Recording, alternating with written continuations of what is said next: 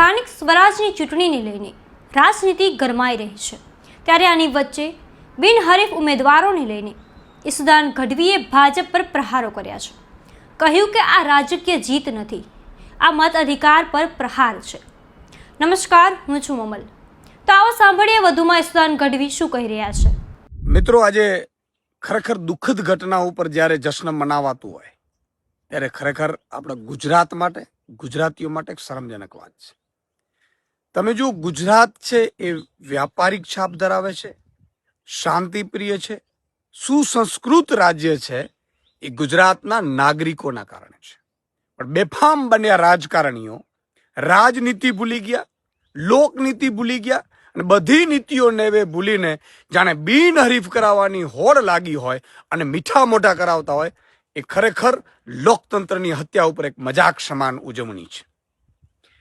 ભાજપે ઉજવણી કરી છે કે 700 લોકો અમારા બિનહરીફ થયા, ઇતિહાસમાં પહેલી વખત થયું ને એનો અર્થ થયો તમે ચૂંટણી લડવા લાયક નહોતા રહ્યા.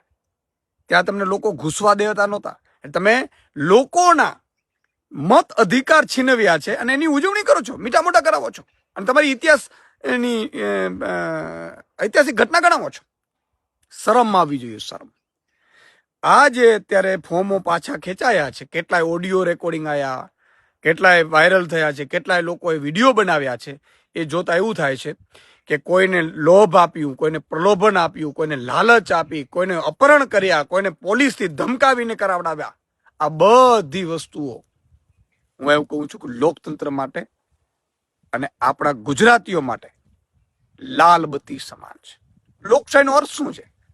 આવી જ રીતે બાંગ્લાદેશના બહેન શ્રી શેખ હસીનાએ આવું કર્યું હતું. બધા વિપક્ષોને જેલમાં નાખ્યા અને તોડફોડ કરીને 85% બહુમતી સાથે સરકાર બનાવી, પ્રધાનમંત્રી બન્યા. થયું શું?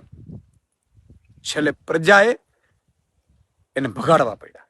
આપણે તો અહીંયા શાંતિપ્રિય રાજ્ય છે, ગુજરાતના નાગરિકો શાંતિપ્રિય. કેટલાય લોકોના મને ફોન આવે કે સુદાનભાઈ આપ શું કરે છે ભાજપ પડા, અને પાછી ઉજવણીઓ કરે છે, મીઠા મોઢા કરાવે છે. શરમ આવી જોઈએ, શરમ. તમે સત્તાનો દુરુપયોગ કર્યો, તમે પોલીસનો દુરુપયોગ કર્યો, આપણી રાજનીતિનો તમે દુરુપયોગ કર્યો. તમે એવા નેતા બની ગયા છો જે રાવણ અને કંસ જે કરતા હતા એ દિશામાં અત્યારે ભાજપ ચાલી રહ્યું છે. ખૂબ જ દુઃખદ છે.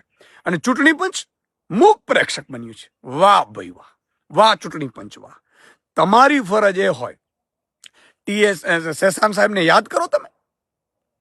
આ ચૂંટણી પંચમાં એનો ઇતિહાસમાં નામ લખાણું છે.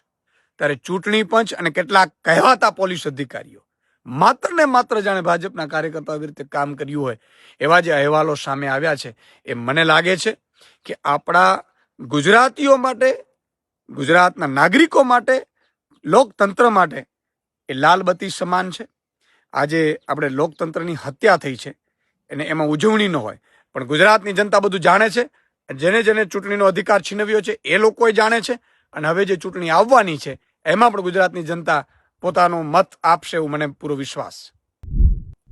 ઈસુદાન ગઢવીની વાતથી તમે કેટલા સહેમત છો, શું વિચારો છો, કોમેન્ટ કરીને એમને જરૂરથી જણાવજો. અત્યાર માટે બસ આટલું જ. ધન્યવાદ.